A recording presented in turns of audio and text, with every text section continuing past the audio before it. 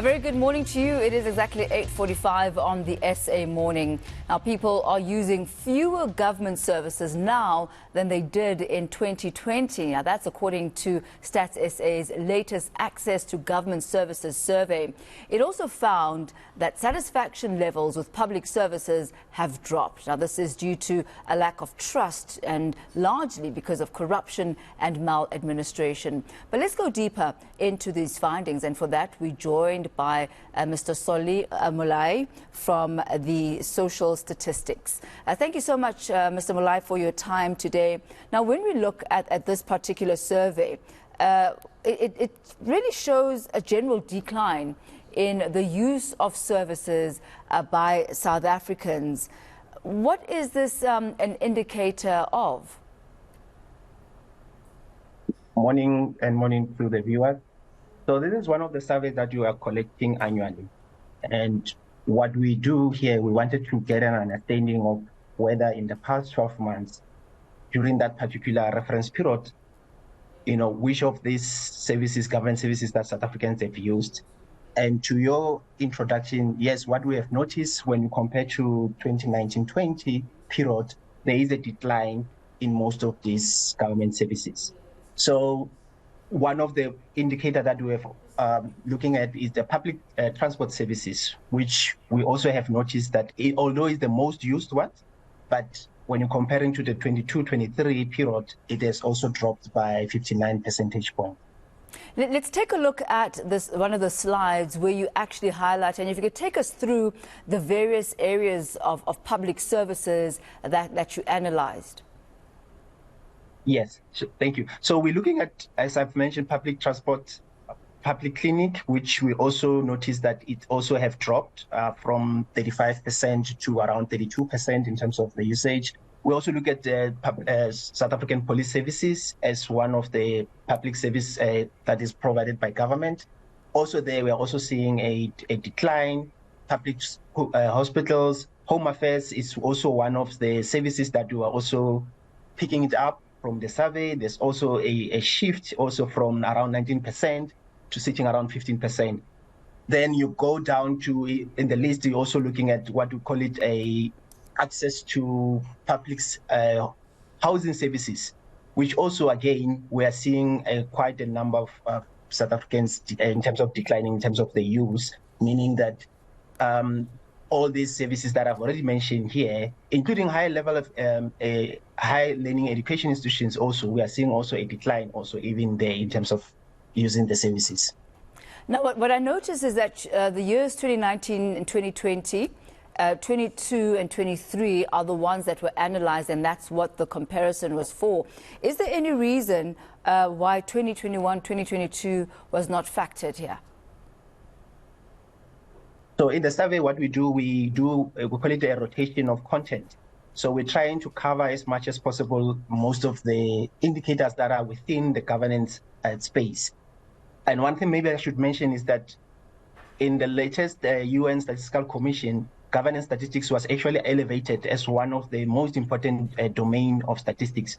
So the survey itself is rotating the content. So the current indicators that we are presenting to you today, they were only collected in 19 and 20, and they were now repeated in 22, 21, 22.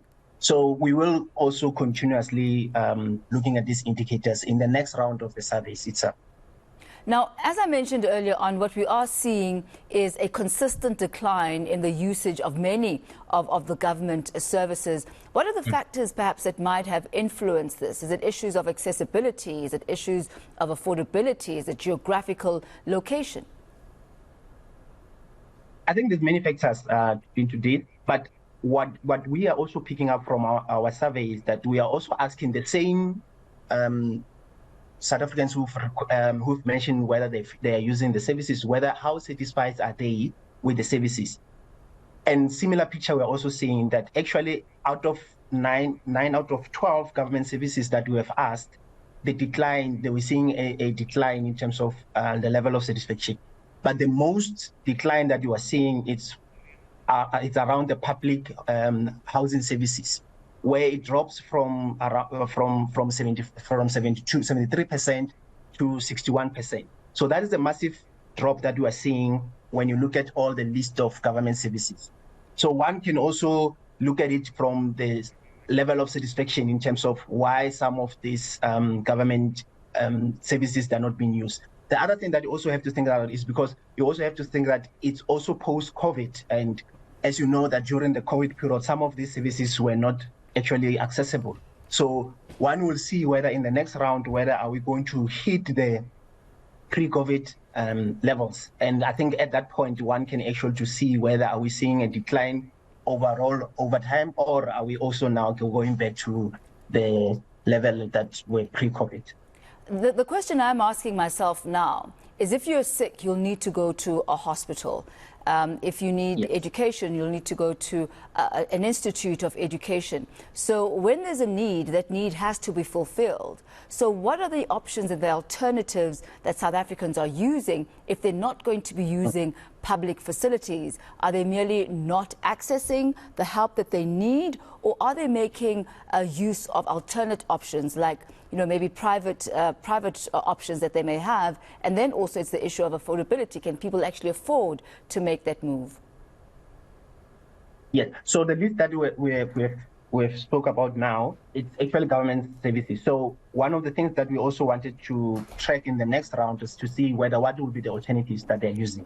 And to your point exactly, it could be that instead of accessing a public hospital, probably they're accessing a private hospital. So I think in the next round of the survey, one will have a better sense of understanding what is the alternative.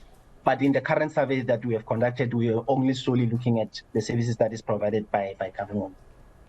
Mr. Molayi, Chief Director for Social Statistics at Stats SA, thank you so much for your time.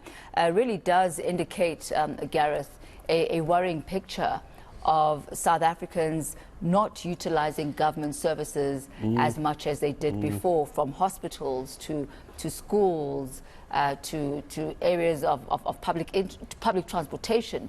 That's quite worrying. It is very worrying. It's also understandable, though, when you look at the condition of some of them as well. I suppose that's a discussion we're going to have for another day.